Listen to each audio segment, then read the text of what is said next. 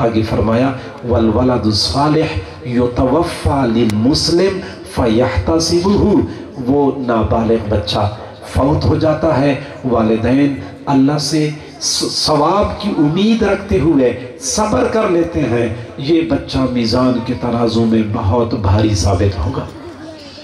जी हाँ, ये नाबालिग बच्चे मीज़ान के तराजू में तोले जाएंगे और यही बच्चे वालिदैन के लिए फिर निजात का ज़रिया बनेंगे।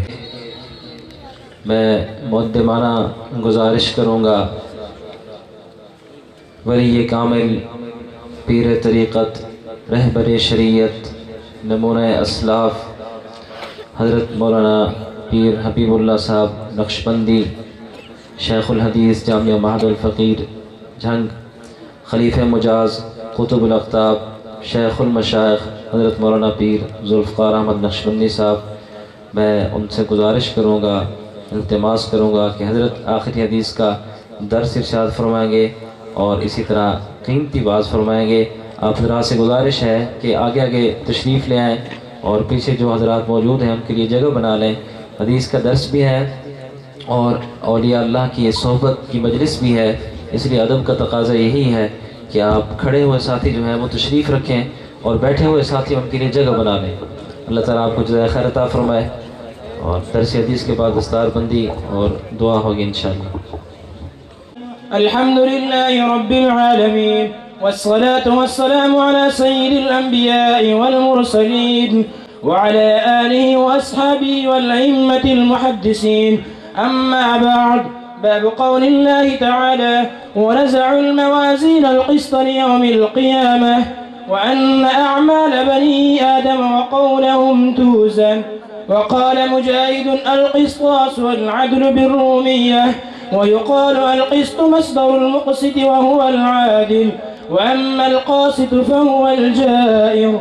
हद्दसना फ़ज़ीलतुश शैख़ अल-मुफ़्ती सईदुर रहमान अल-बाज़ी हफ़िज़हुल्लाह व अकरमहुल्लाहु तआला फ़िद्दारैन अन फ़ज़ीलतिश शैख़ रईसिल अत्क़िया'i मौलाना मग़फ़ूरुल्लाह दामत बरकातुहुमुल आलियah عن فضيلة الشيخ خان بهادر مارتونجي عن فضيلة الشيخ تاج المحدثين علامة عبد الرحمن الأمروهوي عن شيخ المشايخ رشيد أحمد الجنجوري رحمهم الله تعالى. قال وحدثنا فضيلة الشيخ مولانا الدكتور سيد الشيخ شير علي شاه المدني رحمه الله والشيخ المحدث مولانا الشهيد سميع الحق الكوربي رحمه الله. قال حدثنا فضيلة الشيخ بقية السلف الشيخ الكبير مولانا عبد الحق الأكوربي عن فضيلة الشيخ شيخ العرب والعجم حسين أحمد مدني رحمه الله. قال حدثنا شيخ الهند مولانا محمود حسن الديوبندي رحمه الله.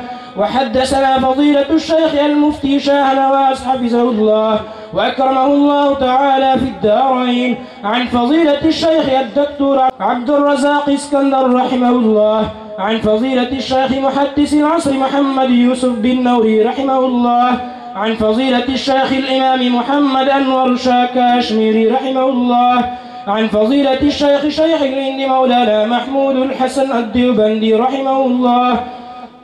قال وحدثنا فضيلة الشيخ مفتي نظام الدين شامزي رحمه الله عن فضيلة الشيخ شيخ سليم الله خان رحمه الله عن فضيلة الشيخ شيخ العرب والعجم حسين أحمد مدني رحمه الله عن فضيلة الشيخ شيخ محمود حسن الديوبندي رحمه الله تعالى عن الشيخين الجليلين الكريمين الشيخ العلامة قاسم العلوم والخيرات محمد قاسم النانوتوي رحمه الله تعالى والشيخ العلامة فقيه العصر رشيد أحمد الجنجوري، وهما يرويان عن العارف بالله الشيخ عبد الغني المجددي عن مولانا الإمام الحجة الشيخ محمد إسحاق الدهلوي عن الشاه عبد العزيز الدهلوي عن العارف بالله ولي الله أحمد بن عبد الرحيم النقشبندي قال أخبرنا الشيخ أبو طاهر محمد بن إبراهيم الكردي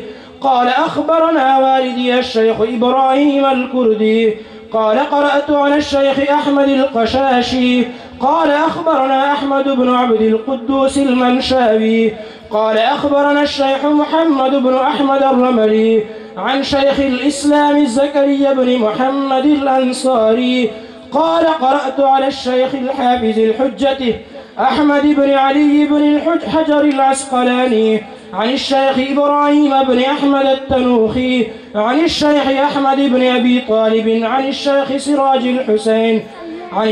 سراج الحسين بن المبارك الزبيدي عن الشيخ أبي الوقت عبد الأول بن عيسى العربي عن الشيخ عبد الرحمن بن مظفر الداودي عن شيخ عبد الله بن أحمد السرخسي عن الشيخ أبي عبد الله محمد بن يوسف الفربري عن مؤلفه الإمام الجليل الحافظ الحجة أمير المؤمنين في الحديث أبي عبد الله محمد بن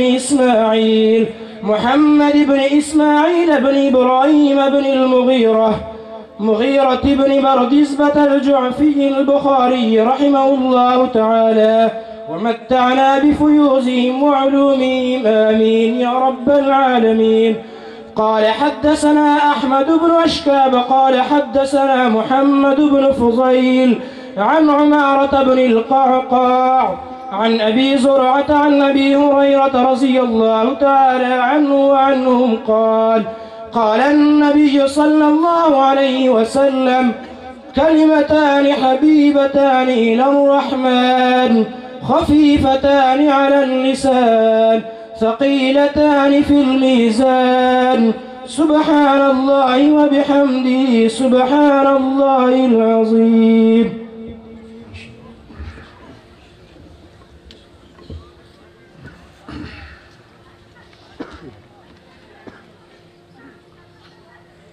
بسم الله الرحمن الرحيم نحمده ونصلي على رسوله الكريم أما بعد صحیح بخاری شریف کے آخری باب اور آخری حدیث کی عبارت آپ لوگوں نے سماعت فرمائی ہے. جامعہ رحیمیہ حسینیہ کی ختم بخاری کی اس پروقار تقریب میں ہم سب کی شرکت ہمارے لیے سعادت اور شرف کا باعث ہے.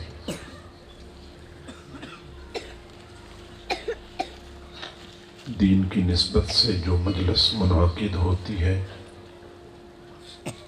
وہ برکتوں والی ہوتی ہے. تاہم جو مجلس حضور صلی اللہ علیہ وسلم کے حدیث کے درس کے حوالے سے منعقد ہوتی ہے تو اس کی برکتیں دو بالا ہوتی ہیں. جس طرح کوئی بندہ قرآن مجید کی تلاوت کرتا ہے تو گویا کہ یہ بندہ اللہ تعالیٰ سے ہم کلام ہو رہا ہوتا ہے. ایسے ہی جب کوئی بندہ حدیث پڑھتا ہے یا پڑھاتا ہے تو انہی لمحات میں اس کی نسبت اس کا روحانی تعلق حضور صلی اللہ علیہ وسلم کے ساتھ جڑ جاتا ہے. امام ترمذی رحمۃ اللہ علیہ نے کتاب لکھی اور اپنی کتاب کے بارے میں خود فرماتے ہیں کہ جس بندے کے گھر میں میری کتاب ہوگی تو ایسا ہے جیسا کہ خود حضور صلی اللہ علیہ وسلم اس کے گھر میں موجود ہے.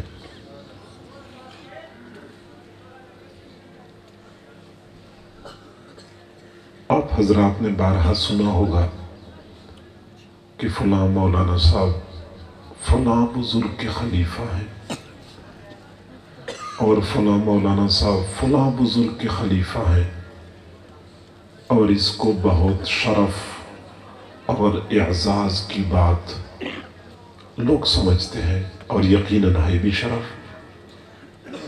لیکن اس دنیا میں کچھ ایسے سعادت مند اور خوش نصیب لوگ موجود ہیں جن کو حضور صلی اللہ علیہ وسلم نے اپنا خلیفہ قرار دیا ہے کہ یہ میرے خلفاء ہیں۔ آپ صلی اللہ علیہ وسلم نے فرمایا اللہم ارحم خلفائی، اے اللہ میرے خلفاء پہ رحم فرما، میرے خلفاء پہ رحم فرما۔ قیل ومن خلفاؤک یا رسول اللہ، کسی نے پوچھا اللہ کے نبی آپ کے خلفاء کون ہیں؟ قال الذین یأتون من بعدی ویروون احادیثی، وہ لوگ جو میرے بعد آئیں گے میری حدیثیں روایت کریں گے، وہ میرے خلفاء ہیں۔ تو حدیث پڑھنے والے پڑھانے والے ان کو حضور صلی اللہ علیہ وسلم نے اپنا خلیفہ قرار دیا ہے۔ حضرت امام شاہ ولی اللہ رحمۃ اللہ علیہ مدینہ منورہ تشریف لے گئے۔ مدینہ منورہ کی پر نور فضاؤں میں اللہ تعالیٰ نے ان پر کچھ باتیں منکشف فرمائی جو عام لوگوں پر منکشف نہیں ہوتی۔ تو امام شاہ ولی اللہ رحمۃ اللہ علیہ نے ان باتوں کو جمع کیا ہے۔ وہ فرماتے ہیں کہ میں مسجد نبوی میں بیٹھا ہوا تھا، ایک عجیب منظر میں نے دیکھا کہ گنبد خضرا سے نور کی شعاعیں پھوٹ رہی تھی اور دنیا کے کونے کونے میں پھیل رہی تھی۔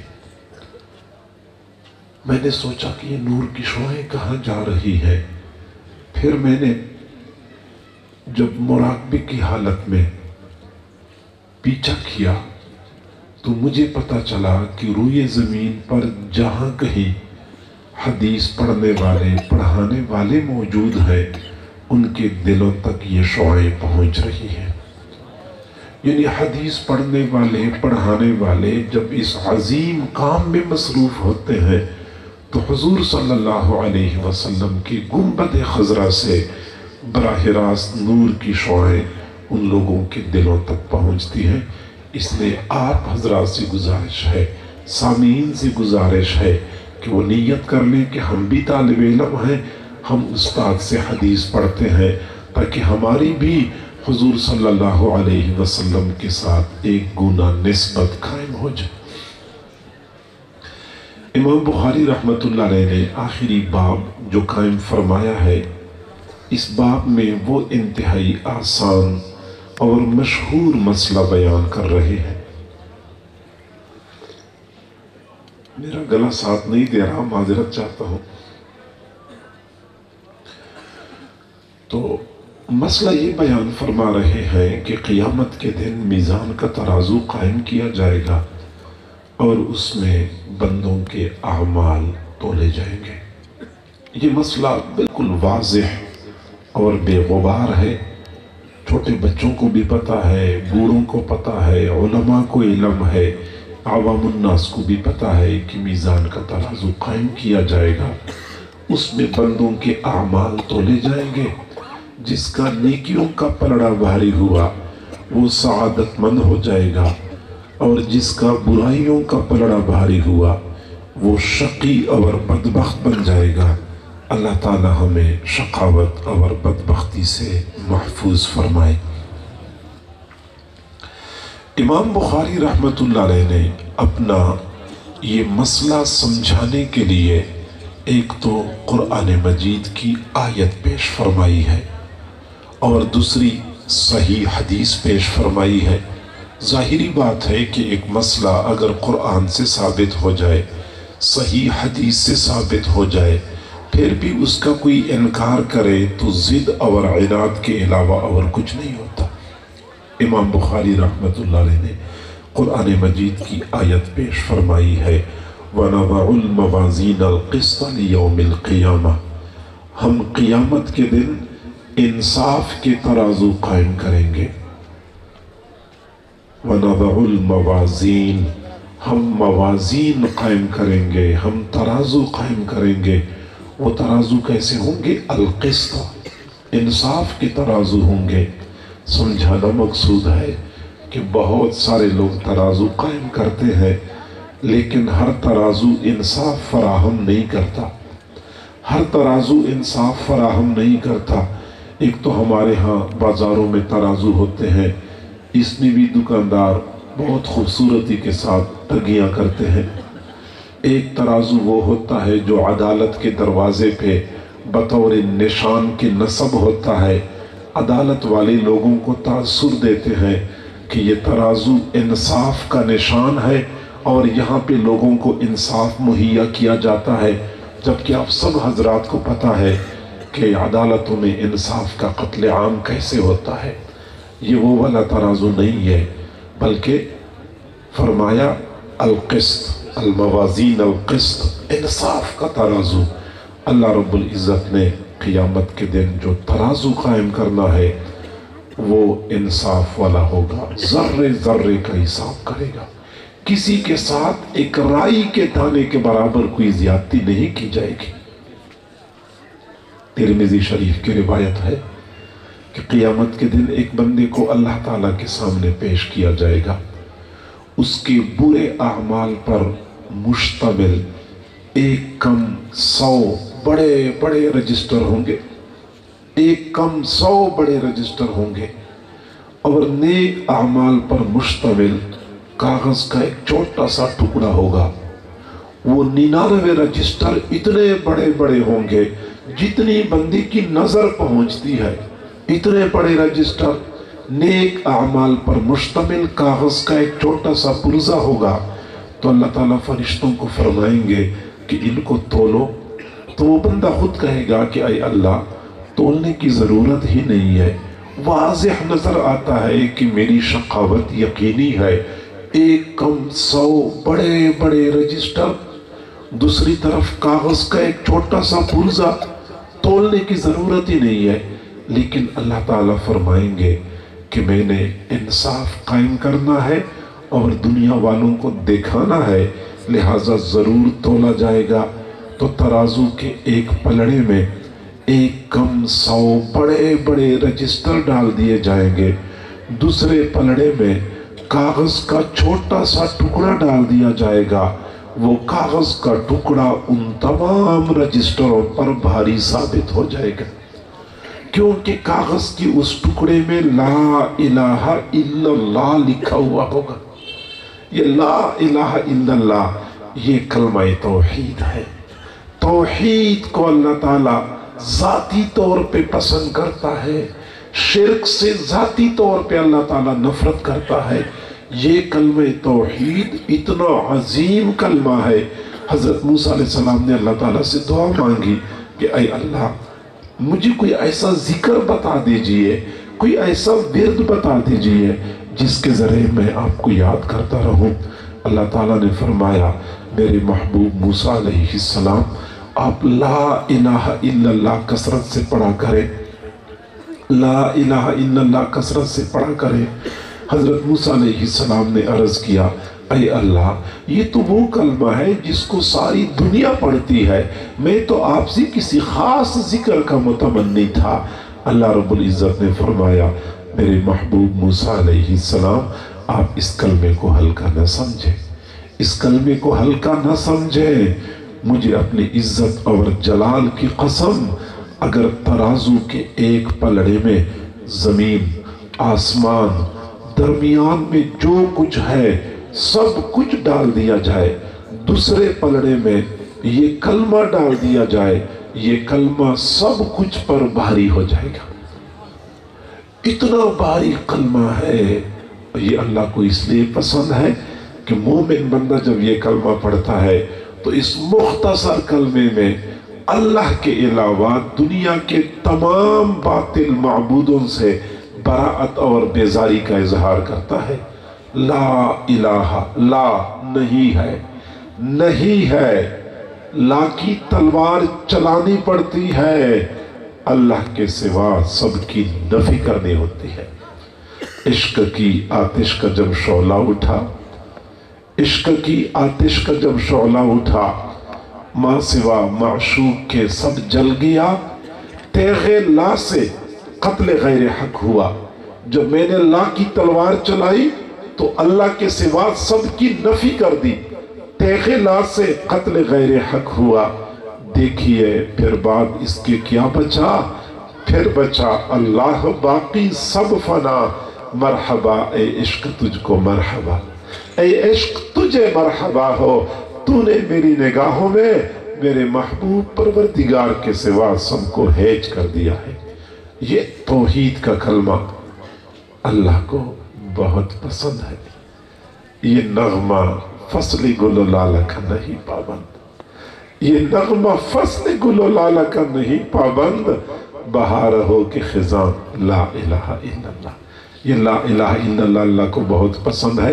बहरहाल मैं ये बात अर्ज कर रहा था कि अल्लाह ने जो तराजू कायम करना है वो हकीकी मानों में इंसाफ फराहम करेगा। जो अल्लाह और बंदे के दरमियान के मामलात हैं उसके बारे में भी इंसाफ फराहम करेगा। जो बंदों के आपस के मामलात हैं किसी के साथ भी एक राय के बराबर का जुल्म नहीं होगा।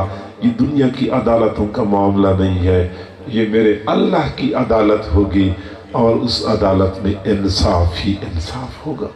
बंदे को चाहिए कि इस बात को मद्देनजर रखे, दुनिया में बंदा बड़े बड़े घपले करता है, बड़े बड़े करप्शन करता है, लेकिन फिर बड़े आराम से छूट जाता है।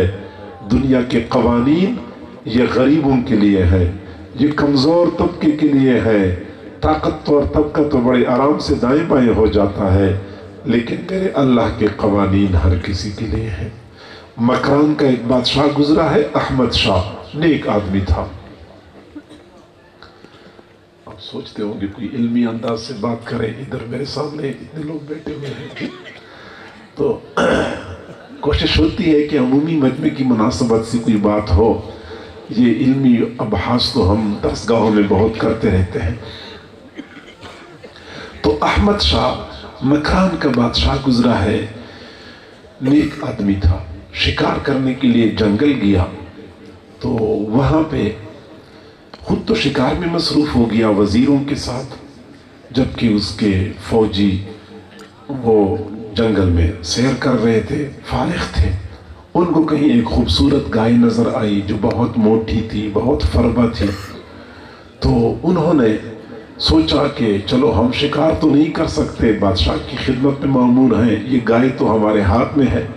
चुनांचे उन्होंने गाय को पकड़ा, उसको ज़बह कर लिया, कबाब बना लिए, भून लिया और खा लिया। वो गाय गरीब की बस्ती में किसी गरीब और बेवा खातून की थी। जब खातून को पता चला कि उसकी गाय को फौजियों ने ज़बह कर लिया, खा लिया, उस वक़्त के फौजी अच्छे थे, सिर्फ गाय पर इक्तिफा करते थे। आजकल तो पूरे बंदे उठा लेते हैं, गायब कर देते हैं। बहरहाल बूढ़ी अम्मा को पता चला तो बूढ़ी अम्मा रोती, चीखती, चिल्लाती, भागती हुई आई और आके कहने लगी, खुदा के बंदो, मैं बेवा औरत हूँ, मैं गाय का दूध बेच के गुजारा किया करती थी, तुम लोगों ने मेरी गाय ज़बह कर दी, कम से कम मुझे पैसे दे दो, मैं और गाय तो खरीद लूँगी। उन्होंने साफ इनकार कर दिया कि तू जो कर सकती है कर ले, हमें नहीं पता। तो बूढ़ी अम्मा बेचारी ने परेशानी का इजहार कर दिया, बस्ती के लोगों से बात कर ली। बस्ती वालों ने कहा कि अहमद शाह नेक आदमी है, आप उसके पास चली जाएं तो वो आपकी शिकायत सुन लेगा, आपको पैसे दे देगा। बूढ़ी अम्मा ने अहमद शाह तक पहुंचने की कोशिश की, रास्ते में यही लोग थे, वो कहाँ अहमद शाह तक जाने दे रहे थे। मायूस हो गई। किसी समझदार बंदे ने समझाया कि बादशाह वापस जाएगा 3 दिन के बाद, और वो जब वापस जाता है तो फलां जगह पे नहर पर एक पुल है, उसी पुल से गुजरना होता है, कोई और रास्ता तो है नहीं, लिहाजा वो वहां से गुजरेगा। अब जब वहां से गुजरेगा तो बादशाह की सवारी आगे आगे होती है, आपने पुल पे खड़े होना है और बादशाह से उस वक्त बात करनी है, बादशाह आपकी बात सुनेगा और आपको पैसे मिल जाएंगे। बूढ़ी अम्मा ने मौके से फायदा उठाया और जब बादशाह वहां से गुजर रहा था तो बूढ़ी अम्मा पहले से पुल पर खड़ी थी। पुल पर खड़ी थी, बादशाह की सवारी जब जाने लगी तो बूढ़ी अम्मा आगे बढ़ी और बादशाह के घोड़े की लगाम को पकड़ा। बादशाह ने पूछा, बूढ़ी अम्मा क्या मसला है, किसी ने कोई जुल्म किया है, कोई ज्यादती की है, कोई शिकायत है, कोई खैरात मांग रही हो? बूढ़ी अम्मा ने एक बात कर ली कि बादशाह सलामत, मेरा और तेरा एक मुकदमा है, मेरा और तेरा एक मुकदमा है, मर्जी तेरी है, इस पुल पे हिसाब देना है या उस पुल पे हिसाब देना है। हिसाब देना पड़ेगा। इस पुल पे आप चाहते हैं तो इस पुल पे हिसाब दें, और न उस पुल पे हिसाब देना पड़ेगा। बादशाह फौरन घोड़े से नीचे उतरा, बूढ़ी अम्मा के सामने हाथ जोड़े कि बूढ़ी अम्मा, मैं उस पुल पे हिसाब देने के काबिल नहीं हूँ। इस वक्त आप जो हिसाब मांगते हैं मैं हिसाब पे करने के लिए तैयार हूँ। बूढ़ी अम्मा ने कहा कि आपके फौजियों ने मेरी गाय खा ली है, मुझे पैसे चाहिए। बादशाह ने 7 गायों की कीमत अदा कर ली और फिर बूढ़ी अम्मा से माफी मांग ली। तो हिसाब देना पड़ता है। हाँ, इस पुल पे हम हिसाब दें या उस पुल पे हिसाब दें। मेरे भाइयों, हमें चाहिए कि हम अल्लाह के हुकूक में कोताही न करें और एक दूसरे के हुकूक में कोताही न करें, घपले न करें, दूसरों के हुकूक न दबाएं। हुजूर सल्लल्लाहु अलैहि वसल्लम ने एक मर्तबा हजरात सहाबा किराम से पूछा कि मुफलिस कौन होता है। मुफलिस को हम उर्दू में दिवालिया कहते हैं। दिवालिया वो होता है जिसके ऊपर कर्जा बहुत चढ़ जाता है, अदायगी का कोई इंतजाम नहीं होता। तो मुफलिस कौन होता है?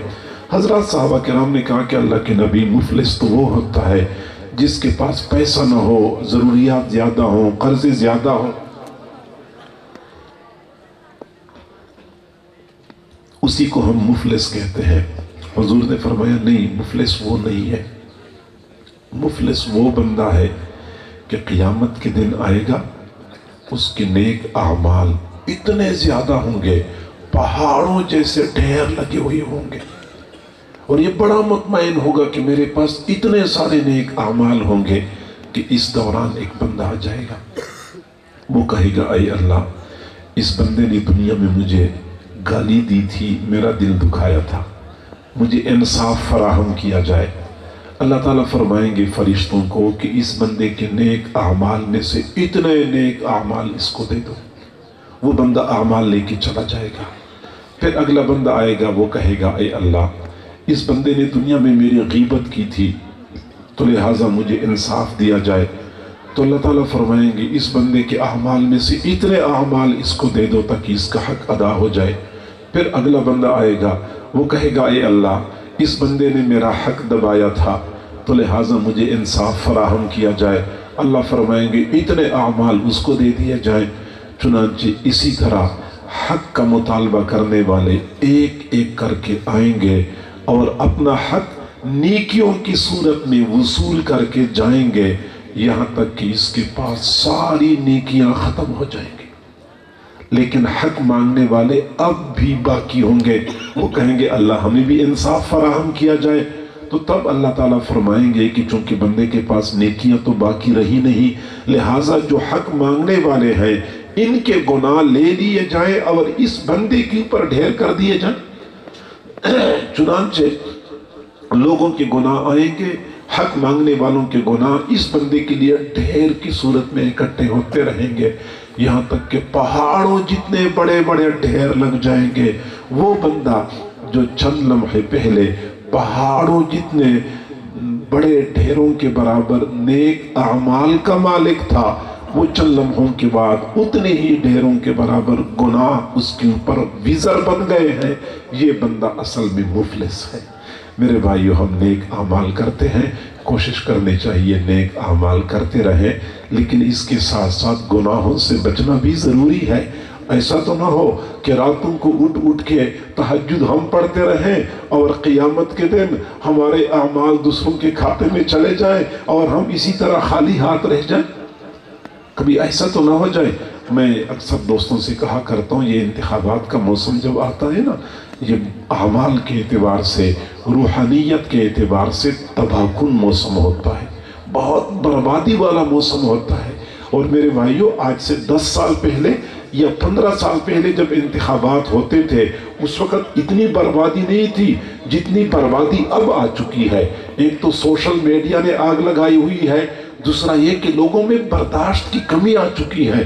चुनांचे इंतखाबात जो करीब आते हैं तो लोग अपने लीडर की मोहब्बत में दूसरी जमातों के खिलाफ वो प्रोपेगंडा करते हैं, वो बेबुनियाद बातें फैलाते रहते हैं और अपने लिए तबाही व बर्बादी का सामान इकट्ठा कर रहे होते हैं। मेरे भाइयों, अपने लीडर को इतनी अहमियत दो जितनी अहमियत वो आपको देते हैं। کبھی آپ نے لیڈر کو سلام کیا، کسی نے آپ کو سلام کرنے کے لیے آگے جانے دیا ہے؟ تجربہ کر لیں، سلام کرنے کی کوشش کریں، اتنے دھکے پڑیں گے آپ کو کہ سٹیج سے نیچے پھینک دیں گے، سلام نہیں کرنے دیں گے آپ کو۔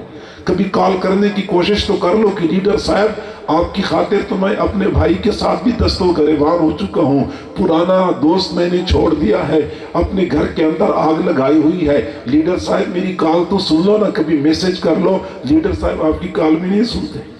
لیڈر صاحب کے پاس کبھی چلے جاؤ، یقین کریں آپ دروازے پہ گھنٹہ کھڑے رہیں، وہ دروازہ نہیں کھولیں گے آپ کے لیے، وہ آرام کر رہے ہوتے ہیں۔ اور یہاں ہمارا حال یہ ہے کہ لیڈر کی خاطر بھائی کو بھی ناراض کر لیتے ہیں، وہ دوست جس کے ساتھ سالوں پرانی دوستی ہوتی ہے اس کے ساتھ دوستی بھی ختم کر دیتے ہیں، اللہ کو بھی ناراض کر دیتے ہیں، آخرت بھی تباہ کر دیتے ہیں۔ تو یہ ہماری نادانی ہے، ہمیں ایسا نہیں کرنا چاہیے۔ کسی بھی جماعت کے خلاف بے بنیاد پروپیگنڈا کرنا شریعت اجازت نہیں دیتی۔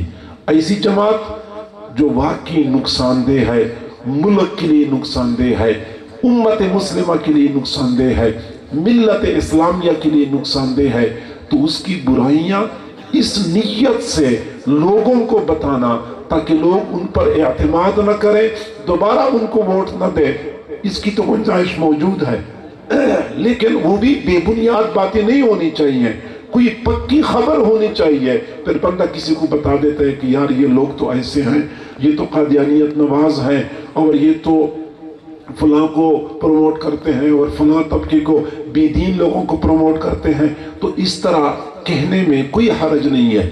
لیکن خواہ بھی بنیاد باتیں پھیلانا، الزامات لگانا، جھوٹی تہمتیں، سوشل میڈیا پہ کسی کا مذاق اڑانا، استہزاء کرنا، یہ تو اپنی آخرت کو برباد کرنے والی بات ہے۔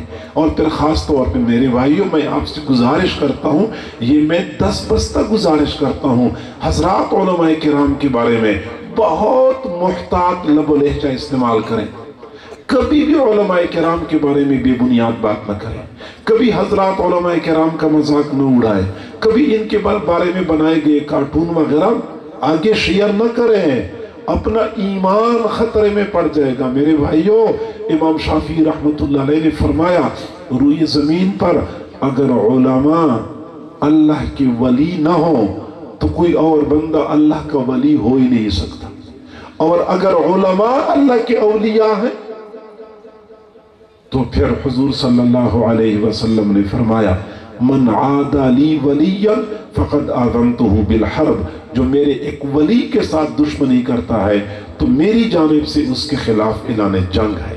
اللہ تعالیٰ اس کے خلاف اعلان جنگ کرتا ہے، پھر رسوا کرتا ہے، ذلیل کرتا ہے، دنیا والوں کے لیے تماشا بنا دیتا ہے۔ آپ کو نظر نہیں آتا گرد و پیش میں کیا کچھ ہو رہا ہے؟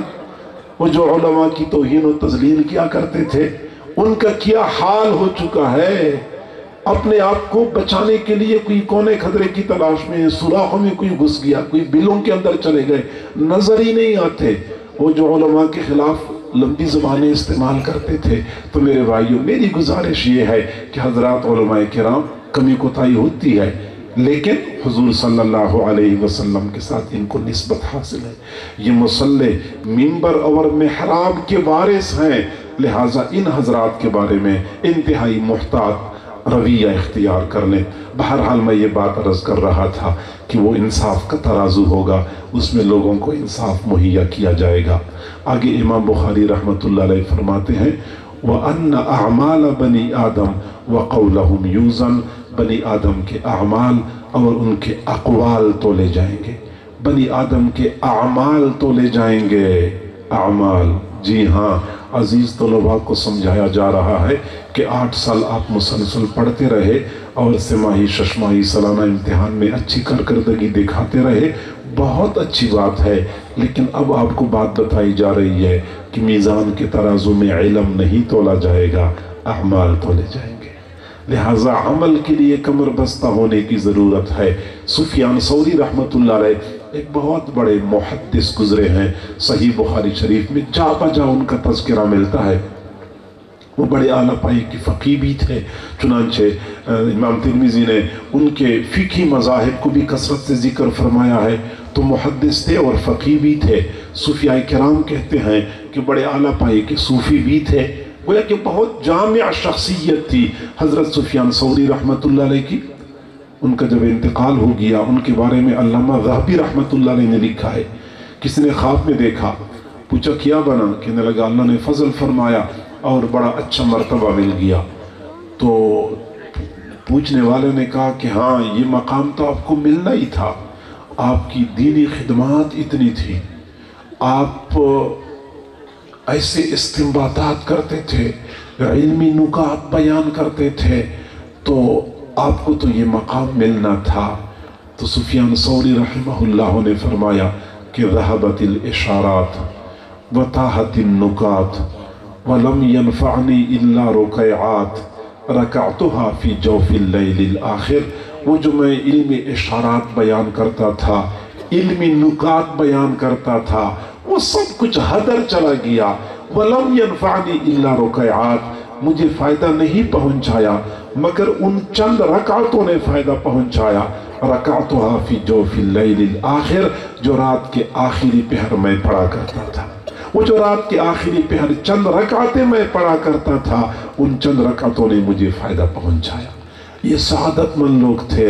आज हम बड़े आराम से कह देते हैं, तलबा बड़े आराम से कह देते हैं कि उलमा का सोना इबादत होता है, इसलिए ज़्यादा सोने की कोशिश करते हैं। मैं कहता हूँ कि उलमा का सोना अगर इबादत है तो उन उलमा का जागना कितनी अजीम इबादत होगी। इमाम शाफी रहमतुल्लाह अलैह फरमाते हैं कि मैं इमाम मालिक रहमतुल्लाह अलैह के पास पढ़ता था मदीना मुनव्वरा में। दिन के वक़्त तो मैं सबक पढ़ता था, लेकिन मैं सुबह सवेरे यानी रात गुजरती ही या अजान से पहले इमाम मालिक रहमतुल्लाह अलैह के घर के दरवाजे पर पहुंच जाता था। मैं वहीं बैठ के इमाम मालिक का इंतज़ार करता था। वो जब फजर की नमाज के लिए घर से निकलते तो मैं भी साथ साथ रवाना हो जाता। एक तो उस्ताद की रिफाकत का शरफ मुझे हासिल हो जाता, दूसरा मैं चलते चलते कुछ मसाइल पूछ लेता था, बड़ा अच्छा मौका होता था।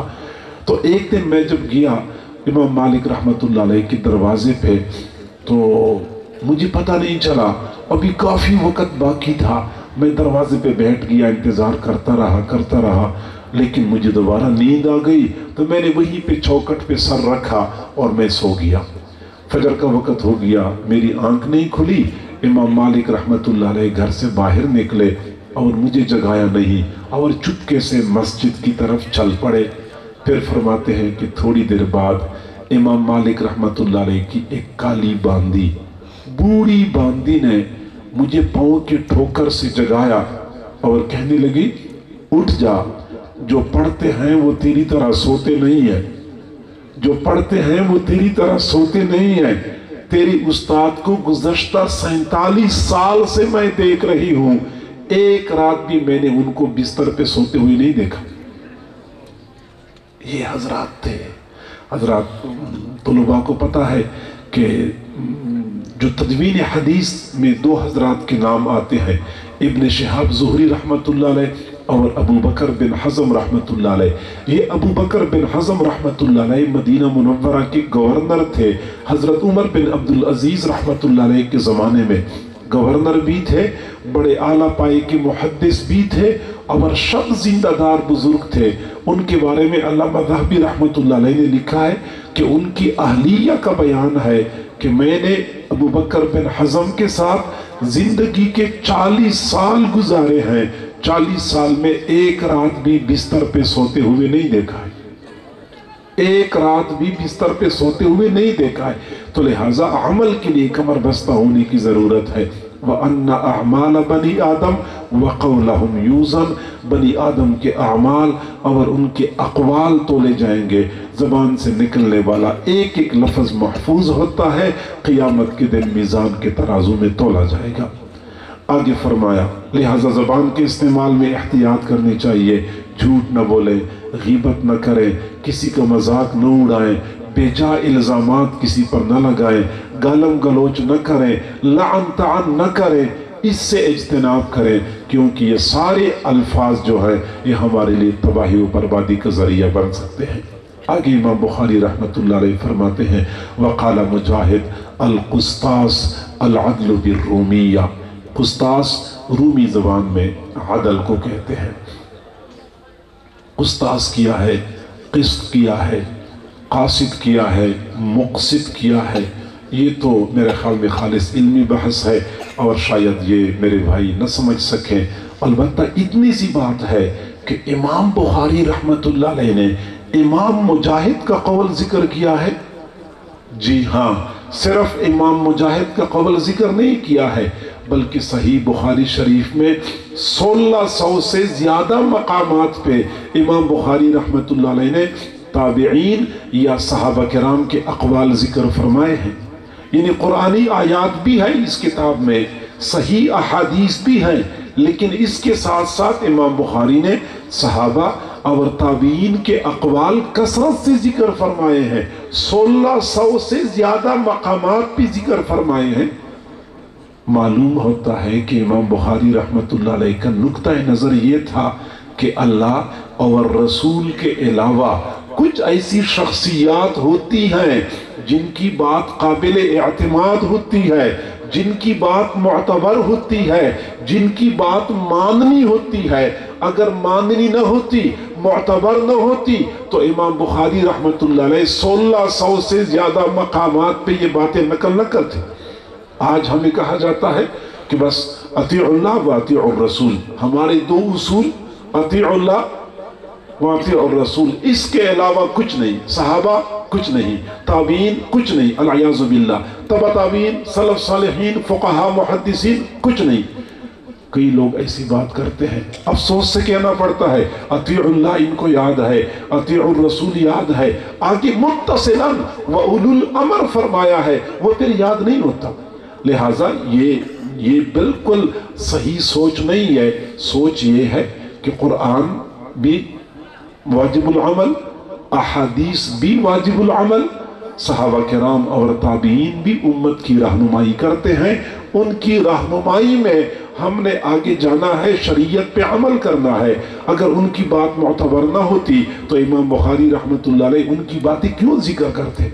आगे तो एक तो ये कुरान पाक की आयत पेश फरमाई है और आगे इमाम बुखारी रहमतुल्लाह अलैह एक हदीस पेश फरमाते हैं कि हुजूर सल्लल्लाहु अलैहि वसल्लम ने फरमाया, कलिमतान हबीबतान इलर रहमान खफीफतान अलल लिसान थकीलतान फिल मीज़ान। दो कलमे हैं, कलिमतान दो कलमे हैं, हबीबतान इलर रहमान, रहमान को बहुत प्यारे हैं, रहमान को बहुत प्यारे हैं।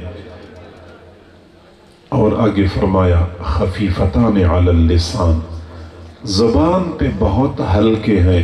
3 साला बच्चे को याद कराएंगे, यकीन करें वो भी पढ़ सकता है, 90 साला बूढ़ा भी पढ़ सकता है, कोई दुश्वार नहीं है, हर बोली बोलने वाले भी पढ़ सकते हैं। खफीफतान अलल लिसान, ज़बान पे बहुत हल्के हैं, थकीलतान फिल मीज़ान, और मीज़ान के तराजू में बहुत भारी साबित होंगे, मीज़ान के तराजू में बहुत भारी होंगे। यहाँ से वो इमाम बुखारी रहमतुल्लाह अलैह वाली बात साबित हो गई ना कि बाकायदा मीज़ान भी होगा और उसमें बंदों के आमाल तोले जाएंगे। वो कौन से 2 कलमे हैं, सुबहानल्लाहि व बिहम्दिही एक कलमा, सुबहानल्लाहिल अज़ीम ये दूसरा कलमा है, सुबहानल्लाहि व बिहम्दिही सुबहानल्लाहिल अज़ीम। ये 2 कलमे रहमान को बहुत प्यारे हैं। जिस तरह हुजूर ने फरमाया है कि मीज़ान के तराजू में बहुत भारी साबित होंगे, हमें चाहिए कि हम ये 2 कलिमात कसरत से पढ़ा करें, एहतिमाम से पढ़ा करें। हदीस हमें इस बात की तरफ मुतवज्जे करती है कि ऐसे अमाल तलाश करने चाहिए जिनका करना आसान हो और इन पर मिलने वाला अजर हमारे तसव्वुर से भी ज़्यादा हो। हज़रत अबू सलमा रज़ियल्लाहु ताला अन्हु फरमाते हैं, अबू सलमा नहीं अबू सलमा, वो फरमाते हैं कि हुजूर सल्लल्लाहु अलैहि वसल्लम ने फरमाया, बख बख बिखमसिन मा अथक़लहुन्न फिल मीज़ान, 5 अमाल के बारे में वाह वाह, 5 अमाल के बारे में वाह वाह, मीज़ान के तराजू में कितने भारी साबित होंगे।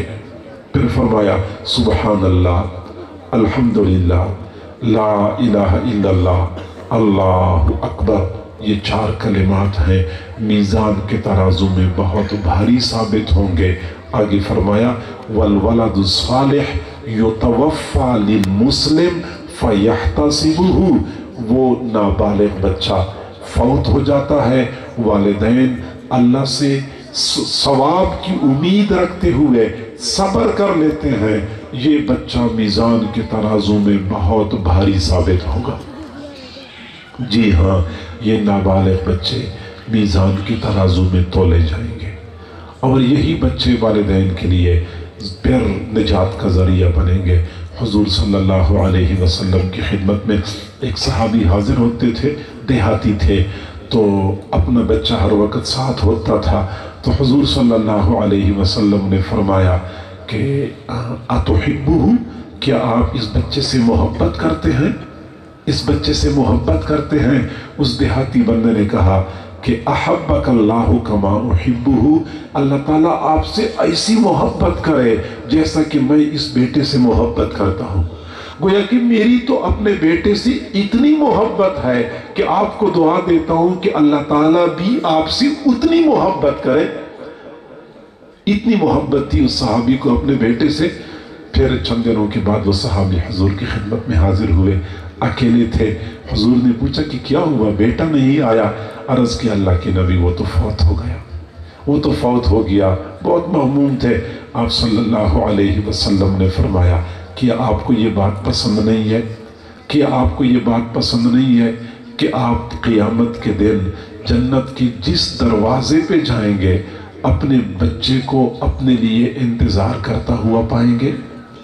आपका बच्चा आपका इंतज़ार कर रहा होगा। अल्लाह के नबी मैं इस बात पे राज़ी हूँ।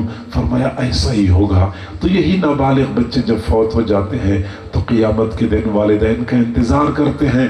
वालिदैन जो ही करीब आएंगे तो हाथ से पकड़ के अपने साथ जन्नत में ले जाते हैं, ले जाएंगे। ये गोया के वालिदैन के लिए ज़्यादा वज़नी अमल साबित होगा। बहरहाल इमाम बुखारी रहमतुल्लाह अलैह ने अपनी किताब का इख्तिताम इस हदीस पे फरमाया है।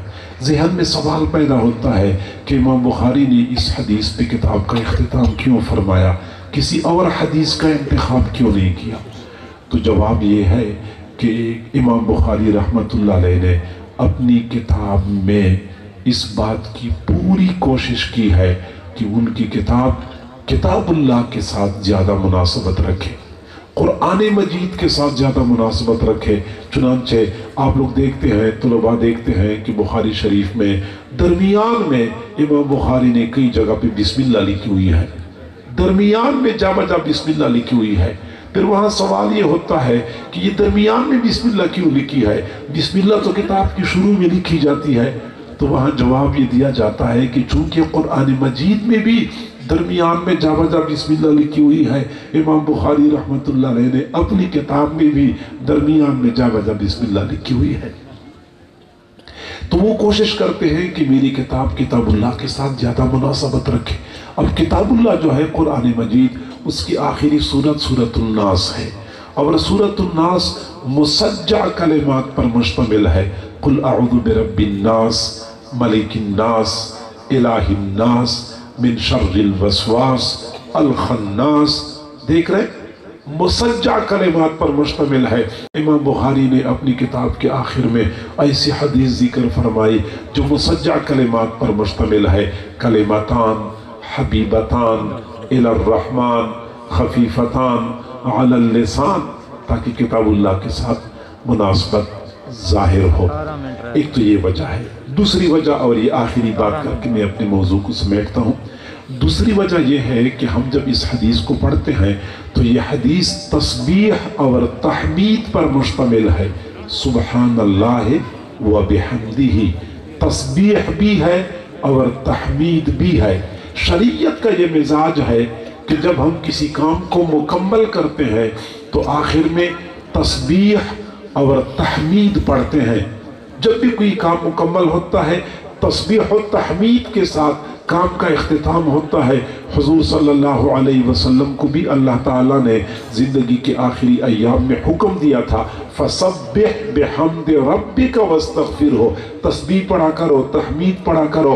हम जब किसी मजलिस में बैठे होते हैं, उठते हैं तो आखिर में एक मसनून दुआ पढ़ते हैं, सुब्हानकल्लाहुम्मा व बिहम्दिका, सुब्हानकल्लाहुम्मा व बिहम्दिका, अशहदु अल्ला इलाहा इल्ला अंता, अस्तगफिरुका व अतूबु इलैक। तो सुब्हानकल्लाहुम्मा व बिहम्दिका पर मुश्तमिल दुआ हम पढ़ते हैं, तस्बीह व तहमीद।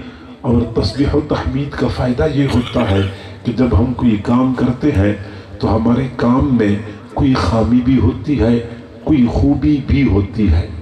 खामियां होती हैं, कुछ खूबियां भी होती हैं। तो जब बंदा आखिर में तस्बीह पढ़ता है तो वो ये कहता है कि मेरे इस काम में अगर कोई खामी है तो वो मेरी है, वो मेरी है, वो अल्लाह की नहीं है, अल्लाह पाक है, अल्लाह पाक है। और अगर इसमें कोई खूबी है तो वो मेरी नहीं है, वो अल्लाह की है। तमाम तारीफ़ें अल्लाह को सजती हैं। इमाम बुखारी ने किताब के आखिर में यह हदीस जिक्र फरमाई, समझाया कि आपको इस किताब के अंदर कई जगह पे खामी या नुक़्स नज़र आएगा। अगर कोई खामी है, कोई नुक़्स है तो वो मेरा है, वो मेरे अल्लाह का नहीं है। सुबहान अल्लाह, सुबहान अल्लाह, अल्लाह खामियों से, अयूब से पाक और मुनज़्ज़ह है। और अगर इस किताब के अंदर कोई खूबी है तो खूबी मेरी नहीं है, तमाम तारीफ़ें अल्लाह को सजती हैं। तमाम तारीफ़ों की लायक अल्लाह ताला की ज़ात है। तो गोया कि खामियां अपनी तरफ निस्बत करनी है और खूबियां अल्लाह की तरफ मंसूब करनी है। ये है बंदगी।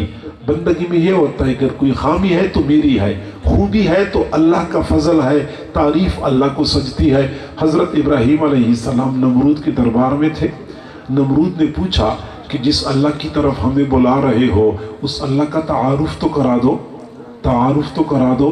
तो हज़रत इब्राहीम अलैहिस्सलाम ने फरमाया, अल्लज़ी हुवा युतइमुनी व यस्कीन व इज़ा मरिज़्तु फहुवा यशफीन। मेरा अल्लाह वो है जो मुझे खिलाता है, मुझे पिलाता है, जब मैं बीमार हो जाता हूँ तो मुझे शिफा देता है। मुझे खिलाता है, मुझे पिलाता है, जब मैं बीमार हो जाता हूँ तो मुझे शिफा देता है। खिलाता कौन है और पिलाता कौन है? बीमार कौन करता है और शिफा कौन देता है? इब्राहीम अलैहिस्सलाम का अंदाज किया है। वो ये नहीं कहते कि मुझे खिलाता है, मुझे पिलाता है, मुझे बीमार करता है, मुझे शिफा देता है। नहीं, मुझे खिलाता है, मुझे पिलाता है, जब मैं बीमार हो जाता हूँ तो फिर मुझे शिफा देता है। तो खिलाना, पिलाना, शिफा देना, ये खूबी है, ये कमाल है, ये अल्लाह की तरफ मंसूब कर दिया।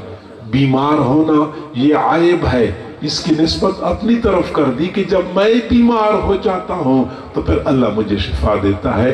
गोया कि खूबियाँ अल्लाह की तरफ मंसूब करनी है, खामी अपनी तरफ मंसूब करनी है। हमारे यहाँ मामला उल्टा होता है। एक तालिब इल्म अच्छे नंबर लेके स्कूल में पास हो जाता है तो लोग कहते हैं बड़े अच्छे नंबर लिए। कहता है मैंने तैयारी ऐसी की थी और मैंने फलां स्कूल में पढ़ा था और फलां एकेडमी में मैंने ट्यूशन पढ़ा था और मैंने ऐसी तैयारी की थी इसलिए नंबर अच्छे आए। अच्छा, मैंने ऐसा किया था और मैंने ऐसा किया था। और वही तालिब इल्म अगर इम्तिहान में फेल हो जाए तो कहता है जैसे अल्लाह की मर्जी। पास हो गया तो मैंने ऐसा किया, मैंने ऐसा किया। फेल हो गया तो जैसे अल्लाह की मर्जी। गोया कि खूबी है तो मेरी है, कोई खामी है तो अल्लाह की मर्जी के हवाले है। मेरे भाइयों, ऐसा नहीं है। ऐसा असल मामला ये है कि अगर खामी है तो हमारी है, अगर खूबी है तो वो अल्लाह की है। इसलिए हम हर काम के अख्तिताम पे पढ़ते हैं सुबहान अल्लाह। क्या माना कि अगर कोई खामी है तो अल्लाह ताला खामियों से पाक और मुनज़्ज़ह है। अगर कोई खूबी है तो वह बिहम्दिही, तो फिर तारीफ़ तो अल्लाह ताला को सजती है, तारीफ़ तो अल्लाह ताला का हक है। इसलिए इमाम बुखारी रहमतुल्लाह अलैह ने किताब के इख्तिताम में यह हदीस जिक्र फरमाई। बहरहाल हमारे अजीज़ तलबा और इदारे के जुमला मुंतज़िमीन, हमारे प्यारे, हमारे बहुत ही ज़्यादा मेहरबान मौलाना मोहम्मद फ़ारूक साहब और उनके जुमला रफ़क़ाए कार, उनके फ़र्ज़ंदान और इन अज़ीज़ तलबा की सरपरस्त सारे के सारे मुबारकबाद के मुस्तहिक हैं। اللہ تعالیٰ سے دعا گو ہیں اللہ تعالیٰ ان تمام حضرات کی کاوشوں کو شرف قبولیت نصیب فرمائے، بہترین اجر اور بدلے کا ذریعہ بنا دے۔ جزاکم اللہ جزاء حسنا۔